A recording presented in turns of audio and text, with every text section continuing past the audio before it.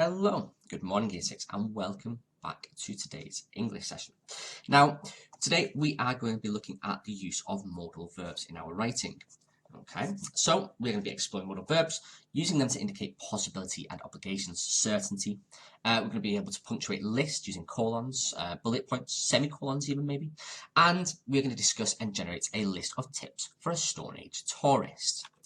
Now, first of all, to recap your work from yesterday, these were the report language features that you may or you should have found. Okay, so report language features, and this is what you will be referring back to over the next couple of weeks.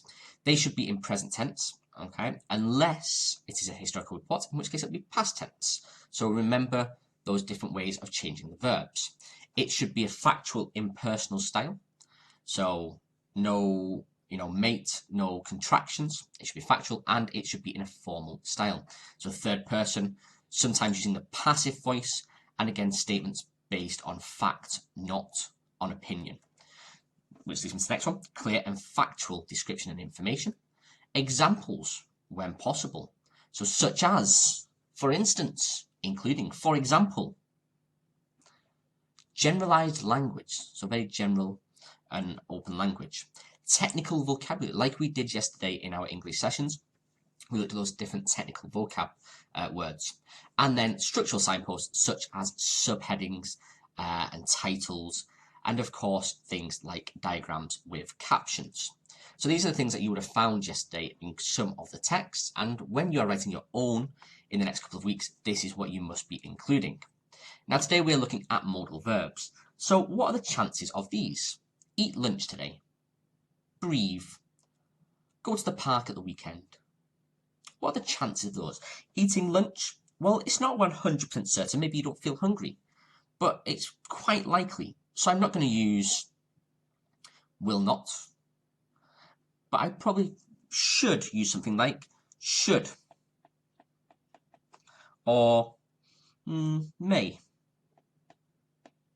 or will. Okay, they have different meanings. So should means, well, I should do it, but it's not 100% decided yet. I may eat lunch today. Maybe, if I feel like it, I might eat it. I will eat lunch today. Yep, I am going to eat lunch today. So to put it into a sentence, I will eat lunch today. I may eat lunch today. They have two slightly different meanings, okay? And the modal verb here changes that meaning, changes that certainty. Breathe. Well, I can almost guarantee you're definitely going to do this. So I will breathe. Okay. Go to the park at the weekend. Go to the park at the weekend. Is it 100% sure? It depends, doesn't it? It depends on what the plans are. Now, might, maybe would be good in here. Okay. Don't forget, you could also change these positive modal verbs to be negative by adding not afterwards. So modal verbs should, may, will. I could also change these to I should not. I will not. I would not.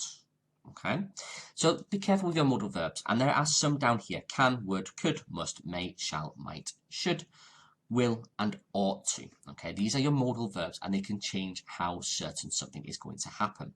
So it becomes before the verb, and of course you can change these by adding not as well with them. Okay, so should I wear a seatbelt in the car? You must. Okay, you must wear a seatbelt. Tidy my bedroom? Well, that depends on your parents. I could tidy my bedroom, but you might not. Depends how clean it is already, I suppose. I ought to tidy my bedroom. It means, well, I really should do it. It is a mess. I ought to do it.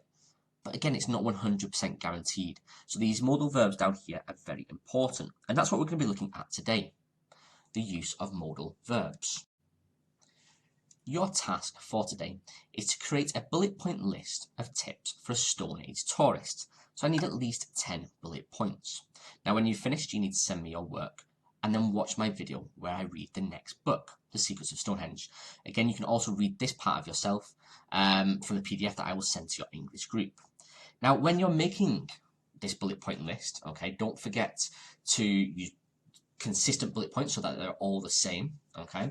And think about things like sleeping, eating. What tips would you, if someone was to travel back to the Stone Age, what tips would you give them for sleeping, for eating, hunting, keeping safe, and getting on with the locals? Now you must, notice my modal there, you must use modal verbs. That means you definitely have to. And you should, or I should really say, you will also underline them, okay? So when you're writing your bullet point list, you need to make sure that you're using modal verbs in each sentence, and you also must underline the modal verb in your work.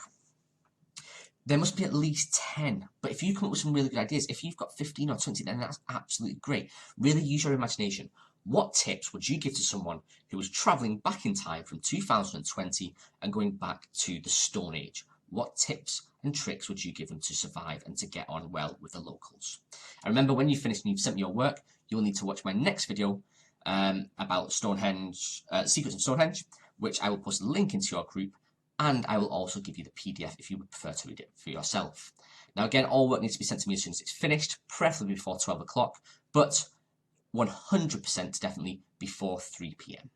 So thank you very much, Year 6. That is your session for today, and I will speak to you very, very shortly for your English Skype sessions. We'll be looking at modal verbs in a little bit more detail. Thank you very much.